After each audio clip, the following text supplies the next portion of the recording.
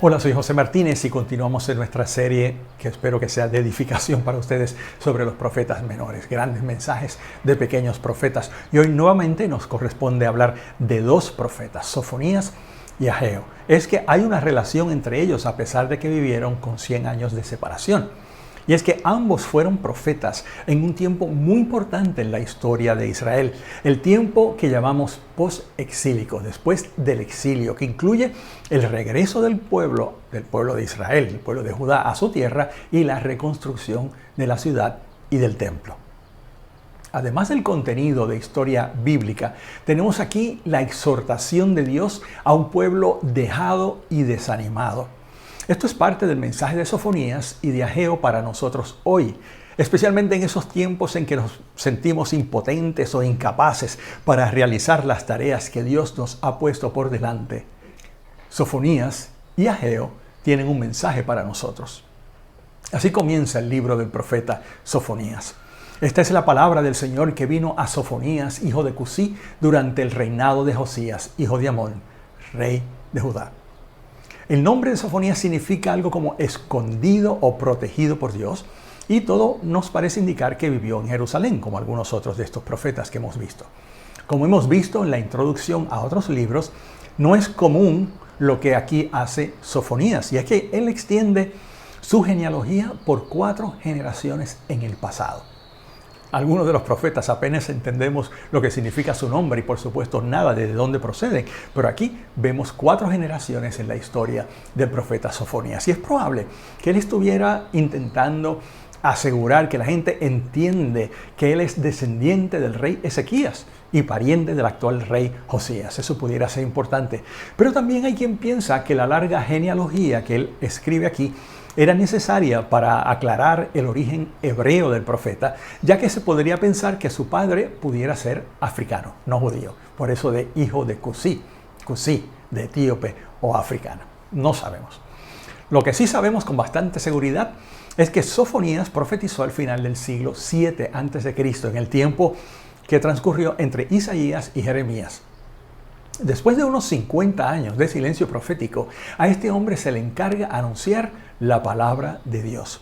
Su ministerio coincidió con el del reinado del buen rey Josías, probablemente hasta el tiempo justo antes de la reforma que conocemos con su nombre en el 622 a.C., un tiempo de avivamiento. Este fue un tiempo difícil el que precedió a esta reforma. Los asirios dominaban sobre Palestina y peor aún, el buen gobierno de Ezequías le había seguido su hijo Manasés, quizás el peor rey que tuvo Judá jamás. Con Manasés, el paganismo dominó en Jerusalén durante su largo reinado, que duró nada menos que del 687 a.C. al 642. Esta condición de maldad seguramente continuó durante el breve reinado de su hijo Amón y durante la primera parte del reinado de Josías, que no olvidemos, sube al trono apenas con 8 años de edad, el rey Josías. Como otros de los profetas que hemos visto, su mensaje era doble, tenía estos 2 elementos, juicio y restauración, ira y esperanza. El juicio inminente es anunciado por Sofonías sobre las naciones vecinas de Judá, incluyendo Filistea, Etiopía, Amón, Moab, Asiria, así como para la propia Jerusalén. En este juicio se materializa el tema principal de este libro, la ira de Dios, el día de Jehová. El libro de Sofonías presenta una estructura relativamente fácil de discernir. Primero, la parte más extensa del libro se dedica a diversas manifestaciones de juicio contra Jerusalén y también contra las naciones vecinas. Como ya dije, las menciones de día de ira y día de Jehová aparecen repetidas veces. La segunda y última sección, sin embargo, es un anuncio de esperanza y de restauración para un remanente. Esto lo vemos en el capítulo 3, verso 7. Yo dividiría el libro así. El capítulo 1, versos 1 al 18, el día de la ira de Dios sobre Judá. Capítulo 2, día de la ira de Dios sobre las naciones.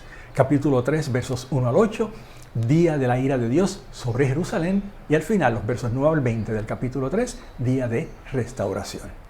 Es probable que el mensaje de Sofonías tuviera alguna influencia sobre la importante reforma de Josías que ya he mencionado y que fue clave en el desarrollo de la vida del pueblo de Judá en esta época de su historia. En capítulo 1 vemos que comienza a hablar ya desde el verso 2 del día de Dios, el día de Jehová que está cercano. Eran obvios los efectos malos, perversos del reinado de Manasés. Los efectos en la cultura y sobre todo en la vida religiosa de Judá eran evidentes. Continuaba el culto a Baal en los tiempos de Sofonías, el culto a Milcom, a los astros, y los resultados en la sociedad general también eran fácilmente distinguibles. Se mencionan el robo y el engaño. Por esto, el juicio de Dios vendrá y todos los culpables serán castigados. En el verso 2, Dios lo dice así: arrasaré por completo cuanto hay sobre la faz de la tierra, afirma el Señor. Arrasaré con hombres y animales, con las aves del cielo, con los peces del mar, con ídolos e impíos por igual. Exterminaré al hombre de sobre la faz de la tierra. Estas duras palabras de juicio continúan con los versos siguientes. En el verso 4, extenderé mi mano contra Judá y contra todos los habitantes de Jerusalén. Exterminaré de este lugar todo rastro de Baal y hasta el nombre de sus sacerdotes, a los que en las azoteas se postran en adoración ante las estrellas del cielo, a los que postrados en adoración juran lealtad al Señor y al mismo tiempo a Moloc. Ya el verso 2 se introduce un factor nuevo y para nosotros muy importante en toda esta situación que el Dr. Craigie lo resalta en su libro. En aquel tiempo, dice el verso 12, registraré Jerusalén con lámparas para castigar a los que reposan tranquilos, como vino en su sedimento a los que piensan, el Señor no va a hacer nada, ni para bien ni para mal. En botín se convertirán sus riquezas, sus casas en desolación. Edificarán casas, sigue diciendo Dios, pero no las habitarán. Plantarán viñas, pero del vino no beberán. Personalmente, yo no recuerdo otro de los profetas que mencione algo como esto, o por lo menos de esta forma. El verso, si nos fijamos bien, está dedicado no solo a los que activamente participaron en el pecado, que es lo que usualmente vemos, sino a aquellos que pasivamente se convirtieron en cómplices de la desgracia. Para ilustrar esto, Sofonías usa la figura del proceso de producción de vino.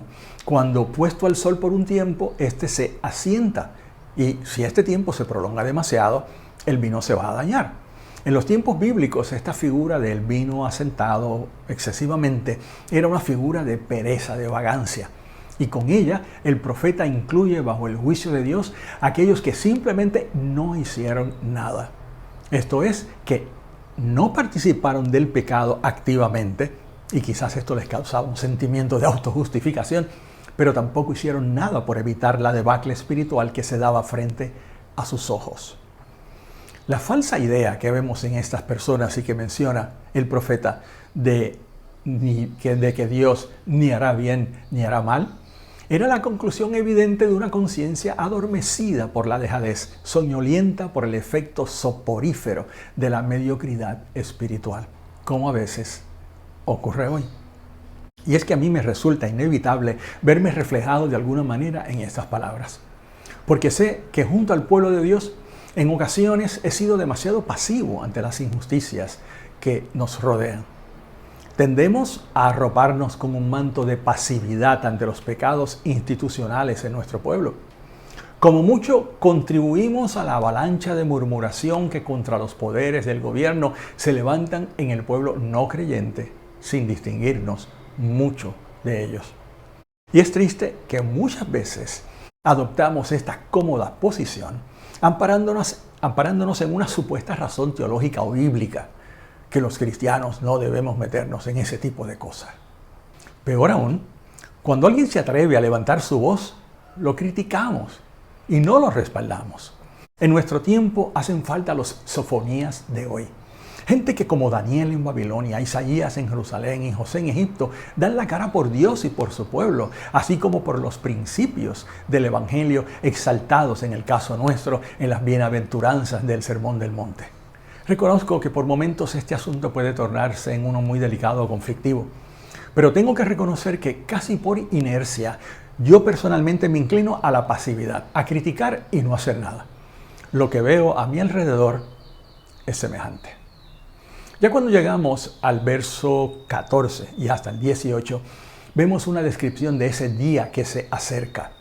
Aprieto, alboroto, asolamiento, tiniebla. Palabras se suceden aparentemente interminables, pintando un cuadro emotivo de la dureza del juicio que se avecina. Y así literalmente rezan estos versos a partir del 14. Ya se acerca el gran día del Señor, a toda prisa se acerca. El estruendo del día del Señor será amargo y aún el más valiente gritará. Día de ira será aquel día, día de acoso y angustia, día de devastación y ruina, día de tinieblas y penumbra, día de niebla y densos nubarrones, día de trompeta y grito de batalla contra las ciudades fortificadas, contra los altos bastiones. No los podrán librar ni su plata ni su oro en el día de la ira del Señor. En el fuego de su celo será toda la tierra consumida. En un instante reducirá a la nada a todos los habitantes de la tierra. Terribles palabras de juicio en este capítulo primero de Sofonías. Ya en el capítulo 2, ahora habla del día de la ira de Dios, pero dirigido a las naciones. Capítulo 2, verso 1, buscad a Jehová, comienza diciendo. Hay una oportunidad para los que quieren ser librados.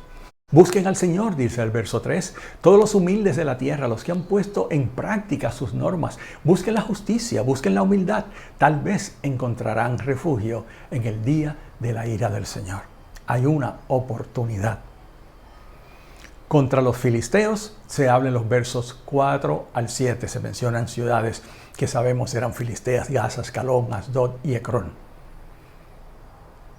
En los versos 8 al 11 se habla contra Moab y contra Amón, a quienes se compara con Sodoma y Gomorra, ciudades tipo de la maldad y destruidas por el juicio de Dios, que ubican cerca de la frontera sur de Moab. En el capítulo 3, el día de la ira de Dios, pero hacia Jerusalén.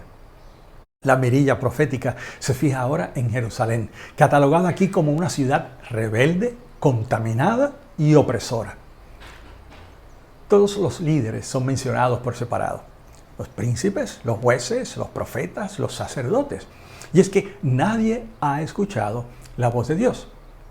Tampoco han aprendido del juicio de Dios descargado sobre las naciones. Por lo tanto, ahora les llegó su turno. El castigo, el juicio, ahora le corresponde a Jerusalén. Y estas son las palabras del profeta, Dios a través de él hablando con palabras duras y difíciles. Ay de la ciudad opresora, rebelde y contaminada. No atiende a consejos ni acepta corrección. No confía en el Señor ni se acerca a su Dios. Las autoridades que están en ella son leones rugientes. Sus gobernantes son lobos nocturnos que no dejan nada para la mañana. Verso 4 continúa diciendo, ahora hablando a los profetas, sus profetas son impertinentes, hombres traicioneros. Sus sacerdotes, así que vemos que hasta los líderes religiosos están profundamente involucrados en el pecado. Sus sacerdotes profanan las cosas santas y violentan la ley. Las palabras de juicio contra Judá y Jerusalén terminan así.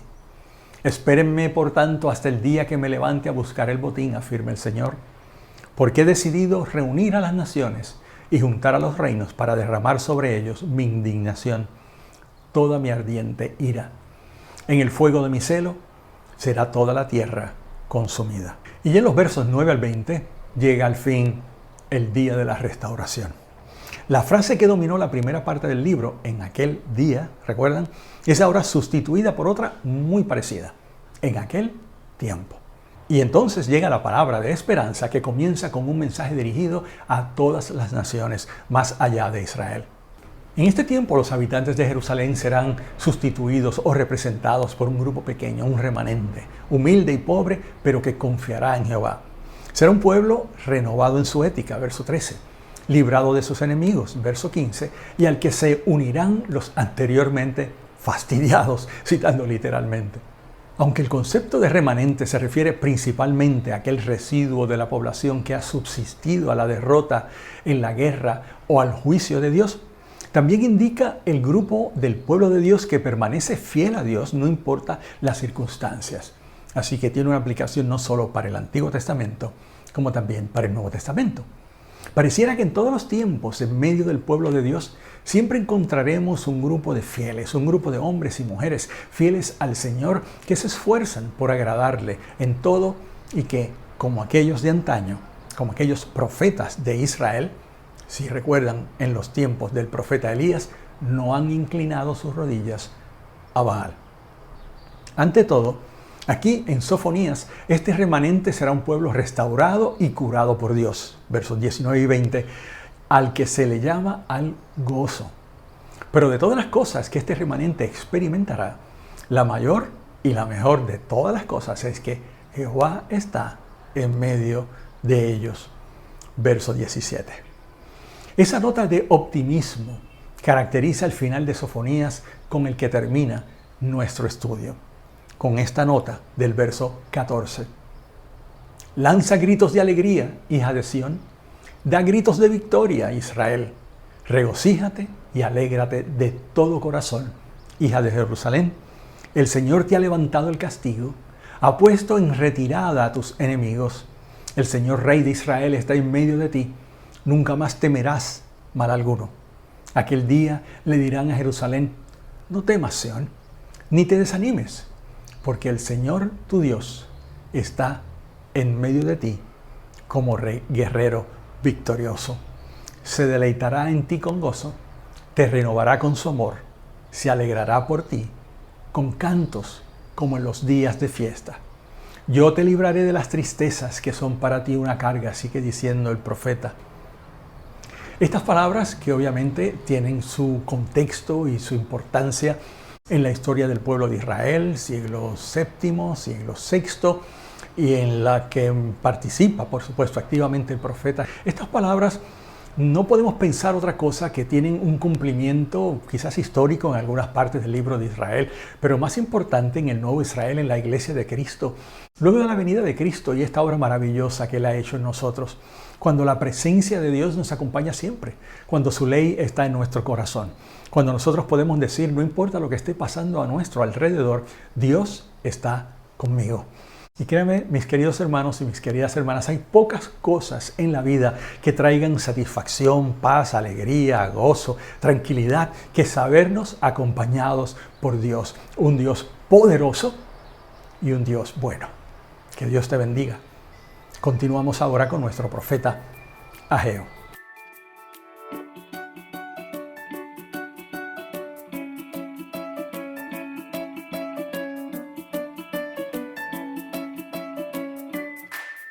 Cuando llegamos a Ageo tenemos que reconocer que han pasado unos 100 años desde el ministerio de Sofonías, de quien acabamos de hablar. Grandes acontecimientos han ocurrido en esos 100 años. Jerusalén ha sido finalmente destruida en el 586 a.C. El pueblo ha estado ya unos 70 años cautivos en Babilonia y el retorno a la tierra prometida ha comenzado, pero lentamente. Entonces se levanta una figura solitaria de la que sabemos muy poco, Ageo. Ageo fue un contemporáneo de otro profeta menor de los que hablaremos próximamente, el profeta Zacarías. Y siempre se le menciona primero que a Zacarías, lo que podría indicar que nuestro profeta, o sea Ageo, fuese el mayor en edad de los dos. Ageo también tiene el honor de haber sido el primer profeta de los que regresaron a Palestina luego del exilio babilonio. Por lo tanto, con Ageo se marca el inicio de una nueva era. Internacionalmente los días de Ageo fueron tormentosos. Ya esto quizás no nos causa mucha sorpresa. Darío, el entonces rey persa, se había afincado en el poder, pero luego se vio forzado a consolidar su dominio a través de innumerables batallas contra las naciones que se sublevaban. De ahí que Dios diga a través de Ageo que va a hacer temblar las naciones. Por Esdras, contemporáneo de Ageo, nos enteramos del trasfondo histórico de este breve libro en lo que toca al pueblo de Dios. El regreso del exilio se dio en 3 fases. Con Zorobabel en el 538, con Esdras en el 458 y luego con Nehemías en el 444. En el 538 a.C., parte del pueblo ya había regresado a Jerusalén proveniente de Babilonia. La victoria de Ciro el persa sobre Babilonia un año antes y su apoyo al retorno proveen esta oportunidad.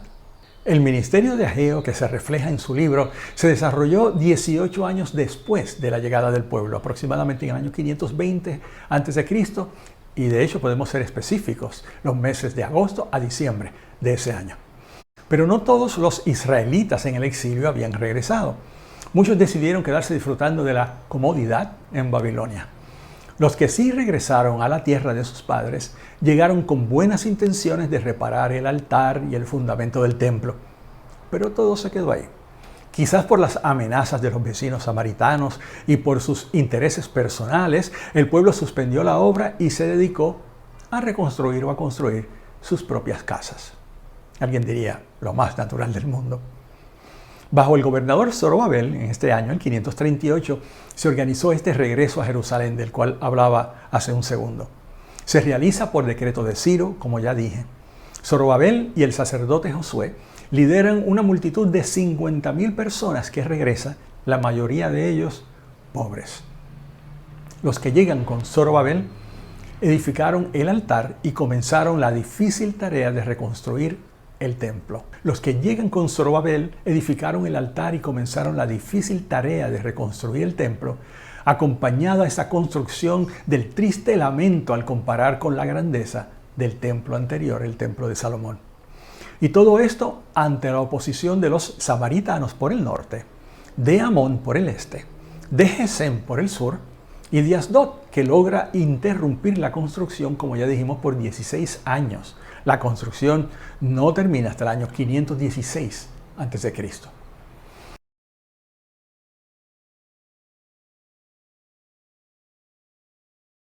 Esta situación constituye el principal trasfondo del mensaje del libro de Ageo. En el libro se recopilan 5 profecías dadas en estos 4 meses de los que hablamos. No necesariamente su ministerio duró ese tiempo, pero las profecías de su libro abarcan solo 4 meses. La primera y la segunda van dirigidas al gobernador Zorobabel, en la que se hace un llamado a terminar al templo. La palabra que Dios da a Ageo va dirigida primeramente a los líderes del pueblo. Por un lado, el líder político que ya mencionamos, Zorobabel. Este actuaba como un gobernador y era descendiente del rey David. Por otro lado, el líder religioso, Josué, el sumo sacerdote. Pero importante, por sobre ellos, Jehová. Y por él habla el profeta Ageo. La tercera profecía de Ageo se dirige al pueblo y a sus líderes, nuevamente alentando a la construcción. Así dice el Señor Todopoderoso: este pueblo alega que todavía no es el momento apropiado para ir a reconstruir la casa del Señor. Verso 3. También vino esta palabra del Señor por medio del profeta Ageo. Verso 4. ¿Acaso es el momento apropiado para que ustedes residan en casas lujosas mientras que esta casa está en ruinas? Reflexionen sobre su proceder, dice Dios a través del profeta. Y no es que Dios no hubiera hablado ya. Por supuesto que lo había hecho, pero nadie le había prestado atención. Jehová había hablado a través de las circunstancias, evidencia de su desagrado. Las cosechas, los negocios y la economía personal no iban bien a pesar del esfuerzo invertido. Y Dios a través del profeta les dice: meditad, piensen qué es lo que está pasando. Ustedes siembran, sigue diciendo el profeta, ustedes siembran mucho pero cosechan poco. Comen pero no quedan satisfechos. Beben pero no llegan a saciarse. Se visten pero no logran abrigarse. Y el jornalero se le va su salario como por saco roto. Así dice el Señor Todopoderoso. Reflexionen sobre su proceder. Ustedes esperan mucho, pero cosechan poco. Lo que almacenan en su casa, yo lo disipo de un soplo. ¿Por qué? Porque mi casa está en ruinas, mientras ustedes solo se ocupan de la suya, afirma el Señor Todopoderoso. Verso 10. Por eso, por culpa de ustedes, los cielos retuvieron el rocío y la tierra se negó a dar sus productos. Yo hice venir una sequía sobre los campos y las montañas, sobre el trigo y el vino nuevo, sobre el aceite fresco y el fruto de la tierra, sobre los animales y los hombres, y sobre toda la obra de sus manos. En otras palabras, es como si Dios les estuviese diciendo al pueblo: ¿es que no os dais cuenta de lo que está pasando? ¿Es que estáis ciegos o sordos? Es como si les estuviera diciendo: ¿no podéis sumar 2 más 2? ¿No veis que estos males que estáis experimentando son el resultado de vuestra desobediencia, de descuidar las cosas de Dios por atender primero las cosas vuestras? Una vez Ageo ha hablado la palabra de Dios y el pueblo la escucha con temor, Jehová despierta a los líderes y al pueblo. Como en los avivamientos de la historia, las intervenciones poderosas de Dios en su pueblo tienden a ser precedidas por la obediencia a la palabra de Dios, como en este caso. Y todo comenzó, no lo olvidemos, con un sencillo hombre de nombre Ageo. Verso 12 dice: Zorobabel, hijo de Salatiel, el sumo sacerdote, Josué, hijo de Josadac, y todo el resto del pueblo obedecieron al Señor su Dios. En otras palabras, escucharon y obedecieron las palabras de Dios a través del profeta Ageo. Acataron las palabras, sigue diciendo el texto, del profeta Ageo, a quien el Señor su Dios había enviado. Y el pueblo sintió temor en la presencia del Señor. Entonces Ageo, su mensajero, comunicó al pueblo el mensaje del Señor: yo estoy con ustedes, yo el Señor lo afirmo. Y el Señor inquietó de tal manera a Zorobabel, hijo de Salatiel, gobernador de Judá, y al sumo sacerdote Josué, hijo de Josadac, y a todo el resto del pueblo, que vinieron y empezaron a trabajar en la casa de su Dios, el Señor Todopoderoso. Claro, podemos pensar que el desánimo era natural. Quizás quedaba con vida alguno de los que con sus propios ojos había contemplado el esplendor del templo de Salomón, que era una cosa simplemente impresionante. Todos seguramente por lo menos habían escuchado a padres y abuelos describir las magníficas columnas del frente, el imponente mar de bronce, el oro que había en abundancia, y ahora, poco a poco, se levantaba con gran esfuerzo, mucha dificultad, una frágil y humilde estructura que nada tenía en comparación. Por eso es que el verso 3 dice: ¿queda alguien entre ustedes que haya visto esta casa en su antiguo esplendor? ¿Qué les parece ahora? ¿No la ven como muy poca cosa? Pero sigue diciendo el profeta, Dios a través de él: pues ahora ánimo, Zorobabel, afirma el Señor. Ánimo, Josué, hijo de Josadac, tú eres el sumo sacerdote. Ánimo, pueblo de esta tierra, afirma el Señor. Manos a la obra, que yo estoy con ustedes, afirma el Señor Todopoderoso. Y en el capítulo 2, versos 6 y 7, de nuevo el profeta comprime el tiempo, como ya hemos visto en otros profetas, y usa las figuras de su tiempo para hablar del futuro. Antes fue con el templo, ahora con la figura de Zorobabel, descendiente de David, como figura simbólica del Mesías esperado. Las palabras haré temblar, trastornaré, apuntan a un tiempo futuro y escatológico. La cuarta profecía es un mensaje para los sacerdotes que con su impiedad han desacralizado el templo. Finalmente, la quinta se dirige a Zorobabel en un tono obviamente escatológico, refiriéndose proféticamente al final de los tiempos, y esto es importante resaltarlo. Palabras de ánimo: esfuérzate, yo estoy contigo, no temáis, no teman, porque así dice el Señor Todopoderoso: dentro de muy poco haré que se estremezcan los cielos y la tierra, el mar y la tierra firme. Haré temblar a todas las naciones. Sus riquezas llegarán aquí y así llenaré de esplendor esta casa, dice el Señor Todopoderoso. Y el verso bastante conocido: mía es la plata y mío es el oro, afirma el Señor Todopoderoso. El esplendor de esta segunda casa será mayor que el de la primera, dice el Señor Todopoderoso. Y en este lugar concederé la paz, afirma el Señor Todopoderoso. Verso 21. Di a Zorobabel, gobernante de Judá: yo estoy por estremecer los cielos y la tierra. Volcaré los tronos reales y haré pedazos el poderío de los reinos del mundo. Volcaré los carros con sus conductores, y caerán caballos y jinetes, y estos se matarán a espada unos a otros. En aquel día, afirma el Señor Todopoderoso, te tomaré a ti, mi siervo Zorobabel, hijo de Salatiel, afirma el Señor, y te haré semejante a un anillo de sellar, porque yo te he elegido, afirma el Señor Todopoderoso. Es obvio que estas palabras, que parecen dirigidas literalmente al gobernador de entonces, Zorobabel, son una profecía que apunta al Mesías venidero.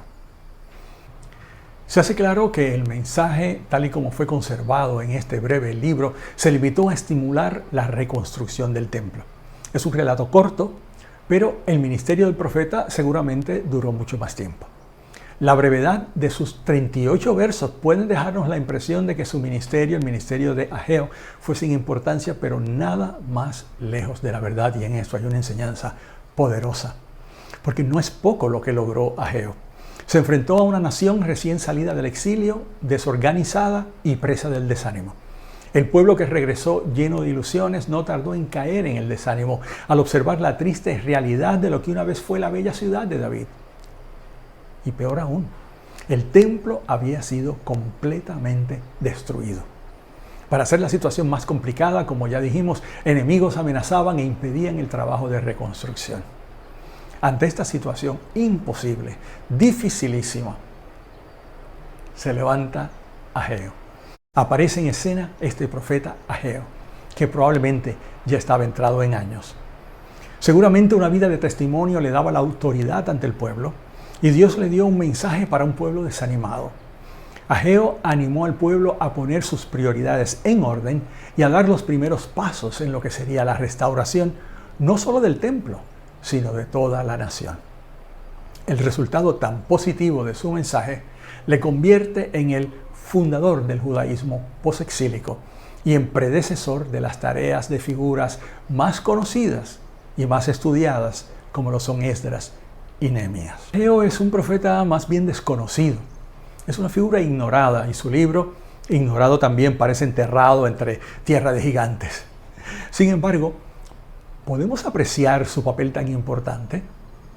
Porque, como ya he dicho, a través de Ageo Dios consiguió despertar a todo un pueblo en el noble propósito de la restauración. ¿Se relaciona esto con nosotros de alguna forma? Muchas veces decimos, ¿qué puedo hacer yo? En Ageo tenemos otro ejemplo de lo que Dios es capaz de hacer con un hombre o con una mujer consagrado enteramente a Dios. De este modo, Ageo, hablando a un pueblo desanimado que comenzaba la ardua tarea de reconstrucción, termina su libro con palabras que llevan al lector hacia el futuro glorioso en que ya no Zorobabel, sino el mismo Mesías de Dios, concluye el trabajo de construcción de Dios en un templo no hecho de manos. Que Dios te bendiga, será hasta la próxima semana.